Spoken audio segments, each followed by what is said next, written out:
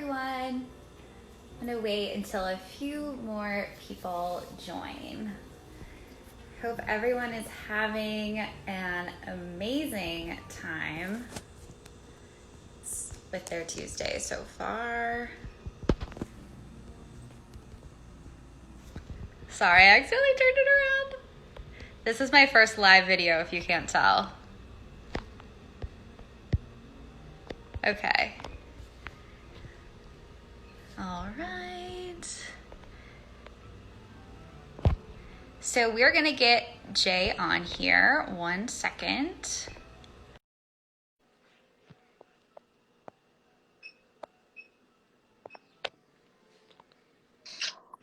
Hey, how's it going? I'm good. How are you? I'm good too. I'm good too. Thanks so much for this. Yeah, thank you so much for coming on and going live with us. I feel like this is the future of live content. Absolutely, absolutely. And I'm glad we got a tour of your kitchen before too. So it was good. It's all of us are doing it, so do not worry. I know. I was like trying to pin the comment and then I tapped it and I was like, Literally, it happens to right. me. It happens to me all the time. I'm trying to reply to comments. I'm trying to pin comments. So yeah, don't worry. You're doing great. Thank you so much. We're all learning, right? Absolutely. Okay, so I guess just to get us started, can you tell any of our followers who might not be familiar with your work, who you are and what you are bringing to this chat today? Absolutely. So hi everyone, I'm Jay Shetty. I'm a storyteller, podcast host, and video creator. And my goal today is to just share some really simple, really easy health and wellness tricks and tips that anyone can practice in their home or apartment so that you can feel more calm at this time, so that you can reduce anxiety and find a good way to cope with all this change that we're all going through. I think like so many people are struggling right now and they just don't have the resources, or maybe they don't feel like they, I don't know, with everything else going on, like that they aren't important enough to give self-care, that they shouldn't be complaining. And I think like one of the ways that this anxiety really manifests, I know, is sleep. A lot of people are having trouble sleeping because their mind is just racing with all of the bad news and the bad headlines. So I was wondering if we could start off with any tips you might have on how to like turn your mind off at night and really get that good sleep, because it's so important for mental and physical health.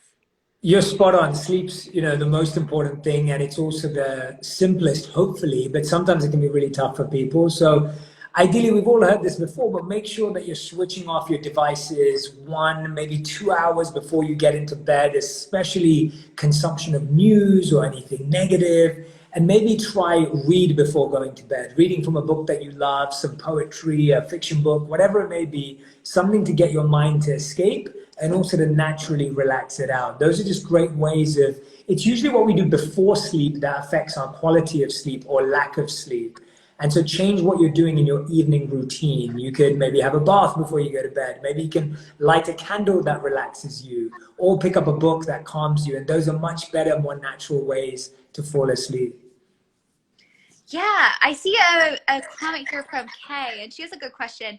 How do you set a morning routine? So we're talking about our night routine. I love your book idea. I've been trying to read as well as soon as I log off of work to just like get off the screens.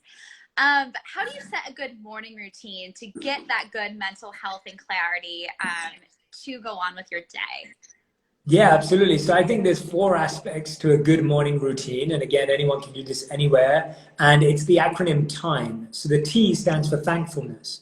We can start our morning routine with a moment of gratitude. It could be thanking a person, a place, a project that you've got going on, a good memory that you have, something that you have in your home. And it really helps if you have a physical object that reminds you of that the first thing you wake up in the morning, whether it's a picture of someone or a gift someone's given you. The I in the acronym stands for insight. So when we're learning every day, we feel like we're progressing. Now that we're feeling physically confined, but if we're mentally growing and expanding, we feel like we're moving forward. So you may start learning a new language. You may look to learn a new skill. You may learn something simple as a new word every day, right? It can be something as simple as that. The M in the acronym stands for meditation or mindfulness. So I've been leading these daily live meditations every day on Instagram and Facebook and YouTube. And people are finding that just simply connecting with their breath and changing their breathing pattern can just give them so much calm. And the E is exercise. So finding time to exercise, whether that's dancing, whether it's movement, whether it's a home workout or a virtual workout. I really love that. Making sure that you have some sort of physical exercise in the day, even from your home, is such a great way. So remember that morning routine: thankfulness, insight, meditation, and exercise time. I feel like that's so many good things. Like, I don't know, that's like so many good tips. I like can't even wrap my brain around. Going back to the books for a second, I was wondering if you had any favorite reads you're reading nowadays, or what are you diving into entertainment wise? Because I know I've really had to be disciplined, like you said, putting down the screens, putting down the news, being like, I'm going to focus on this book. I've also read that people are having trouble concentrating on their usual entertainment. So yeah, like what is working for you? Yeah, so I really like interactive books. I've actually got a couple here right next to me. So I've got this book, and this is what I love. Like, I really recommend that people spend time rearranging their bookshelf, because I guarantee you'll find a new book that you haven't seen for a while. Yeah. So I don't think I've ever opened up this book till today, but I probably picked it up at an airport or something. It's called The Book of Questions. And literally, if you open up the book, there are 290 questions in this book. And so I literally just flick through the book every day, and I'll pick a question that I can contemplate. So let's do one right now. Let me know. You tell me when to stop. You tell me when to stop. Okay. Stop. Okay, so I didn't choose this question. It's question number 72. And it says, what could someone figure out about you by the friends you've chosen? Okay, so it's slightly reflective and deep. And then the add-on goes to say, do your close friends tend to be older or younger than you, less or more talented and successful than you? Do they share your values, ambitions, or interests? So I'll usually just talk about that, think about that for a moment, maybe send a picture of it to a friend, start a conversation. It allows us to get lost in a new meaningful discussion without much effort. So the Book of Questions is pretty cool. This one I really... That's so cool. Yeah, I also like this one. It's called Do One Thing Every Day That Centers You. And again, it's one of these books that you can just flick to any page, and it has a little reflection exercise that you can do on any page. So I love these types of interactive books because they don't require you to focus. And at the same time, they're allowing you to still calm yourself, reflect on something, and start a conversation with people. So if you're alone, this is a great thing to use as a conversation starter if you don't want all your conversations to be around COVID or around stress or pressure. This is a great way to start a fresh, unique conversation. And entertainment-wise, I have to be honest and say one of my favorite things to do is play a good game on PlayStation. So I've been playing a ton of NBA 2K and FIFA. So that definitely passes the hours. And non-entertainment of looking at the screen, we've been playing a lot of games at home. So we've been playing everything from categories to Taboo through to Pictionary, and just finding new ways to continue to engage. So not everything has to be super serious and reflective. It can also be fun and entertaining. I love categories. Yeah, me too. That's a great game. Yeah, we played it for like 2 hours on Saturday. It was brilliant. Yeah. You mentioned that some people might be alone during this time. I have several friends who live alone, have been quarantining alone, and it sounds so hard. Is there any tips you have for these people for helping them to, in those quiet moments when they aren't on a Zoom call with friends or when they aren't texting, to kind of reduce the anxiety they might feel quarantining alone?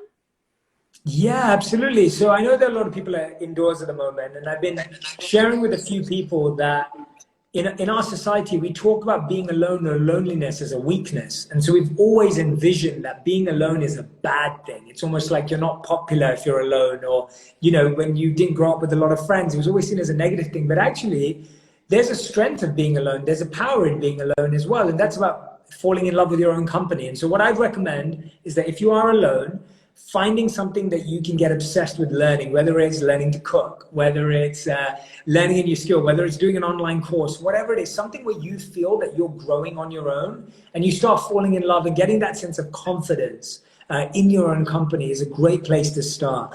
And also there's just some great techniques. One of my favorite ones is called the 5-4-3-2-1 technique. So it's commonly used in therapy and in meditation. And so when you're feeling like your mind is just everywhere and you're feeling anxious, you look around you and see 5 things that you can see, 4 things that you can touch, 3 things that you can hear, 3 things that you can smell, 2 things that you can hear, and 1 thing that you can taste. And what that does is that it grounds you and just brings you back into the physical space rather than letting your mind take you anywhere and everywhere. Would you mind going over the names of the books again? I saw a couple people saying they actually ordered the books already, which is so cool. And oh, wow. Some people were asking what were the names of the books. Yeah, so there's one called The Book of Questions, if you want to have any deep philosophical discussions with yourself or friends. And the other one's called Do One Thing Every Day That Centers You. And yeah, these are just, they're not even reading. And that's what I love about them, that if you're like, oh, well, I'm not a reader or I can't focus right now, this is great because it's just asking yourself 1 question a day. So, yeah. Yeah, speaking of focusing, I know I personally have struggled with the past with meditation, and I tend to be a person that likes to, delve into these type of things. But I can imagine with the lack of focus I have right now with things like reading, it would be really hard for me to meditate right now. So for someone like me who, isn't very good at it, what are some easy ways we can incorporate that into our lives right now? For sure. So first of all, you can't be good or bad at meditation. So I don't want you to say that about yourself. Like, okay, good to know. It's just less time and less experience and less exposure to it. So the main thing about meditation is we're using our breath to align with our emotions. So what I mean by that is, if you look at any emotion you experience in life, your breath changes. So when you're happy, what changes? Your breath. When you're sad or you're crying, what changes your breath? When you're panicking or anxious, what changes your breath? We always say, I can't catch this breath, or I'm out of breath, or my breathing is heavy. And so actually by learning certain breathing patterns, we can actually learn to train our mind and control our mind and calm our bodies and our minds at the same time, simply through breathing in a certain way. So when you breathe in through the nose and out through your mouth, and you breathe in for a count of 4 and breathe out for a count of 4, you're bringing your body back into balance with your mind. When you exhale for longer than you inhale, you're relaxing yourself. So if you breathe in for a count of 4 and you breathe out for more than 4, you're relaxing your body and calming your body. So it's as simple as that. You don't have to empty your mind, or you don't have to suddenly light candles around you or wear yoga pants and do tree poses or anything like that. You can literally do it sitting in a comfortable chair, being comfortable, and just aligning with your breath. I think I'm going to have to try it. I'll have to try it. I'll try it and report back. Yeah, please do. Honestly, I'd love your feedback. And like I said, we've been doing it every day on my Instagram, Facebook, and YouTube. And we've had probably 30,000 people live at a time. And it's just been incredible because everyone's doing it together. And, the videos get hundreds of thousands of people watching the replay and doing it afterwards. And the feedback's just being guided through it makes it so much easier than doing it on your own. And we all feel so unified. So many people all over the world are sitting in their homes alone, but feeling connected because 30,000 of us are meditating at a given time. I can imagine too that could be a helpful tip for people who are alone, feeling like you're taking a breath with so many people. Absolutely. Would be a huge thing. Obviously, this is a great coping mechanism to deal with stress. Are there any others that you recommend? I know we talked about books and games, but any other tips? Yeah, I think doing a virtual workout with someone every day is a lot of fun. We all know that exercise is great for our minds and our bodies. And now I think it's a time where we are indoors more, we're not commuting anymore. So we have that added amount of time in our mornings or our evenings. and find out from your friend, one of your friends who's always working out and exercising, get them to lead a virtual workout. So many people are doing some great fitness classes online. There's so many great videos on YouTube. I think exercising has to be a must. Another one that I think is really good for stress is genuinely taking a bath or self-massage. I think it's so great to be able to take some time. One of our meditations that I led, I talk about how you can just use the tips of your fingers to just give yourself a self-massage in some of your main pain areas or body areas, just using these three, and just getting to connect with your own body and your own skin is such a powerful thing to do. And so I highly recommend it. We see getting massages as a treat, or, you know, waiting to go to the spa or whatever it may be. Just get used to just finding that pain in your own body and just putting a little bit of pressure on it and easing it and relieving it through breathing in and putting a bit of pressure through your hands. Yeah. We have a comment here from a watcher who says they're finding it tough not seeing family. Do you have any tips for people struggling with that? It's hard not seeing, I mean, even seeing people virtually. Like, I know people who see their family every single day. It's been a huge change. Yeah, for sure. So my wife, both of our families are in London and we live in LA now. So my wife hasn't seen her family for a long, long time because we were about to fly back next week or in a couple of weeks' time. So we haven't been back for months, and so she's missing her family a lot. There's a few things. One of the things that we did, which really helped us, is that we went through all of our family photos and made a gallery, a digital gallery and an album of family pictures, especially for when they visited LA. And we had it playing for a day on our big screen, on our TV, like on the big screen. And it was just so nice to relive those memories, because yes, you can't be with your family right now, but you can re-experience and relive those memories of holidays you went on, or vacations you went on, or trips you went on. And it's so important to realize that that happened, and you may be inside for 4 weeks, but you've had 4 decades or 4 years full of memories of incredible things you've done with your family. And it's so important to relive them. And I think Zoom calls with as many family members. We celebrated 2 birthdays, one my brother-in-law and another one's my wife's uncle. We celebrate their birthdays with family from all over the world, like from Dubai and from India and from London and from the US. And I think still celebrating the moments. I think the biggest mistake we make is we think that we can no longer celebrate moments, whether it's graduation, anniversaries, birthdays, but actually it's about the moment and feeling the presence of the people you love. So even if they're not in the same room, you can still feel that energy, and it's important to celebrate. That's such a great idea. I see some people saying that they're going to try and do that. That's so cool. Oh, awesome. Okay. What about like stress relieving hobbies? I feel like there's kind of like 2 types of people right now. Either people don't want to do pick up anything new, or they're like, oh my God, I have to do all of the things. So what's something that like will not cause stress, but can be a mind relaxer at home? I know, especially on the weekends, you know, I feel like finding time to fill the hours is really hard for some people. Yeah, for sure. So you're saying that activities that reduce stress, but you feel like you're learning something, or like trying a new skill, or just like keeping your mind off of everything, you know? Right.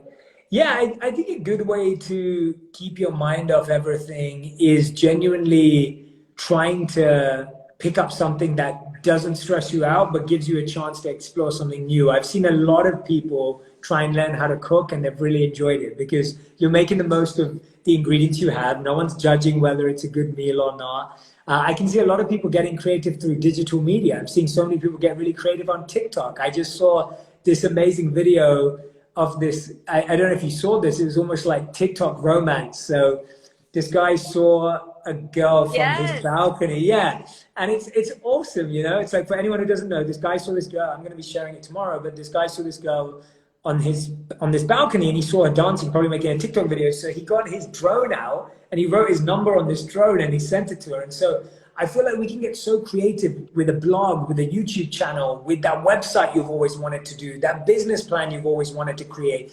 And guess what? There's no pressure right now. Like, if you don't launch that YouTube channel or that blog, it's not going to matter. People are dealing with so much right now, but the point is you feel engaged. And I think that that's something that you can get really excited about. Is maybe you've been putting something off because you've been too busy at work and had too much on. And now if you're saying you've got time to fill, now's the time to let that creation out of you, maybe learning that instrument, maybe creating music online, whatever it is that's your passion that's been missing, now's a good time to reconnect with it.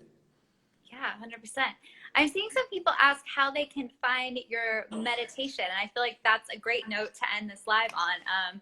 Can you tell everyone how they can find your daily meditations on Instagram and YouTube, you said, right? Yeah, so every single day at 9:30 a.m. Pacific, I'm teaching a live meditation on Instagram Live, Facebook Live, and YouTube Live.